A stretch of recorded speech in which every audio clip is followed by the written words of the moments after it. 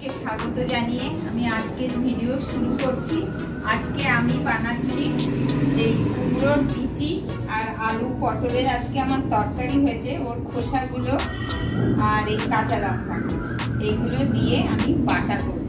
তার জন্য প্রথমে আমি এইগুলো একটু সিদ্ধ করে নেব।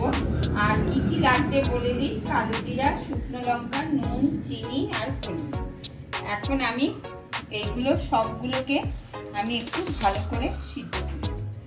ওগুলো খোসা আর বিচিটা আমি সিদ্ধ করে নিয়েছি। এখন আমি জল থাকতে রেখেছি, আমি তারপরে মিক্সিতে পিষবো। এখন এর মধ্যে এটা আমি পিষে নেবো। এর মধ্যে আমি একটু নুন দিয়ে দিলাম, একটু হলুদও দিয়ে দিই, হলুদও দেওয়া আছে তাও একটু দিয়ে দিলাম, আর চিনিটা দিয়ে দিলাম। এখন আমি মিক্সারে এটা ঘুরিয়ে দেবো। আমার মিক্সারে পেশানো হয়ে গেল। এখন আমি কড়াইটা বসিয়ে দিই। কড়াইটা গরম হোক। কড়াইটা গরম হয়ে গেছে।